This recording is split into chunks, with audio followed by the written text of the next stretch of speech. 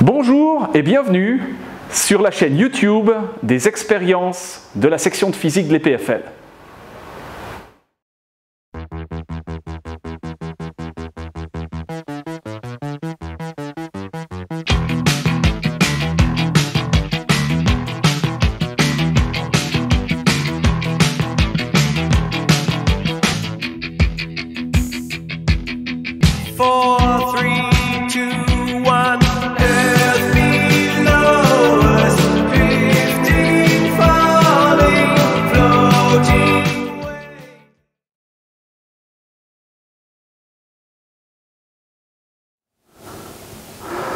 Bonjour, aujourd'hui on va créer ensemble des ronds de fumée.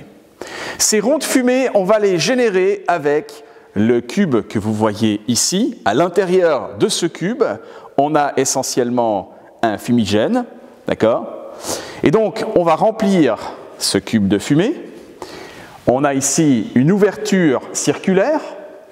Et ce qu'on va faire, c'est qu'on va venir taper la membrane qui se trouve ici à l'arrière, qui est élastique. On la tape et ce faisant, on va éjecter la fumée à travers l'ouverture circulaire qui se trouve ici. Et on aura un mouvement de convection qui va générer un vortex de fumée. C'est ce qu'on aimerait maintenant visualiser. Et ensuite, on va essayer de comprendre ce qui se passe sur le plan physique. Donc, place maintenant à l'expérience. Voilà, je vais maintenant tirer ici sur la petite languette en bois. Lorsque je la relâche, la membrane va venir frapper la fumée qui va être propulsée de ce cube vers l'extérieur à travers l'orifice circulaire. On aura un beau vortex de fumée. 1, 2, 3. Vous voyez ce vortex de fumée qui s'éloigne progressivement.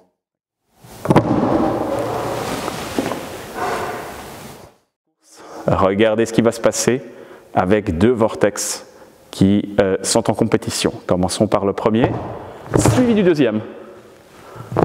Et on va même faire partir un troisième. On refait ceci. On commence par un petit vortex. Et le deuxième qui fait la course. D'accord ? On refait ceci, petit vortex. Et un deuxième qui fait la course avec le premier. Du propane à l'intérieur de ce cube.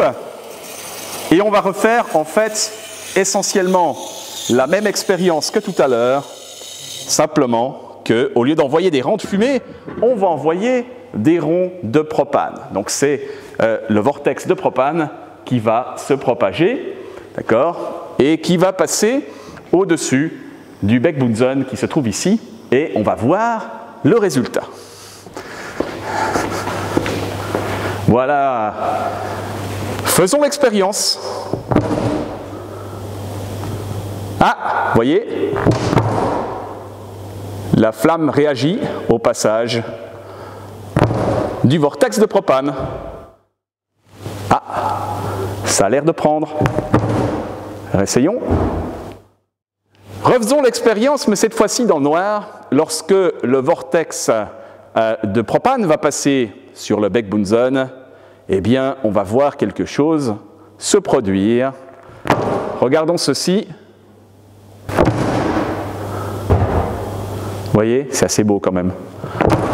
On retente.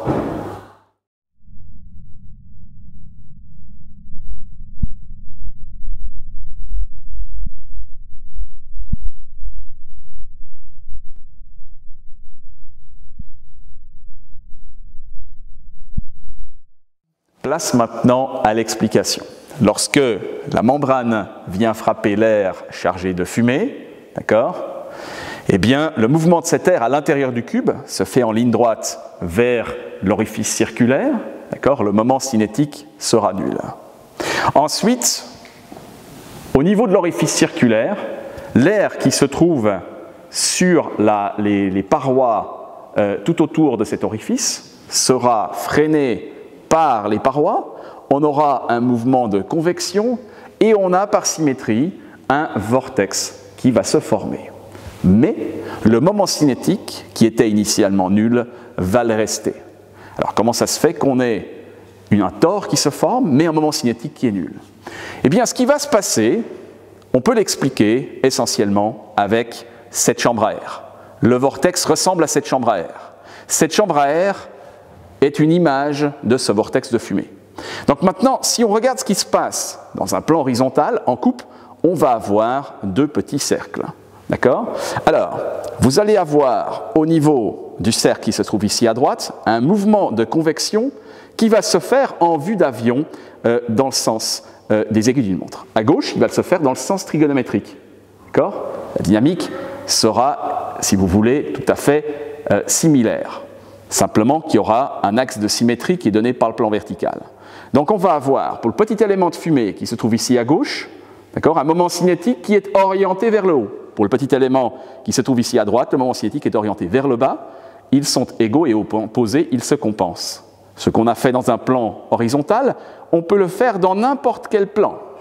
Ce qui veut dire que globalement, pour chaque petit élément de fumée qui se trouve dans ce vortex, eh bien, son moment cinétique, dû à son mouvement de rotation, va être compensé par le moment cinétique dû au mouvement de rotation du petit élément de fumée qui est opposé au niveau de ce tore. Donc le moment cinétique était nul, il reste nul. D'accord? On a en fait une structure qui est stable.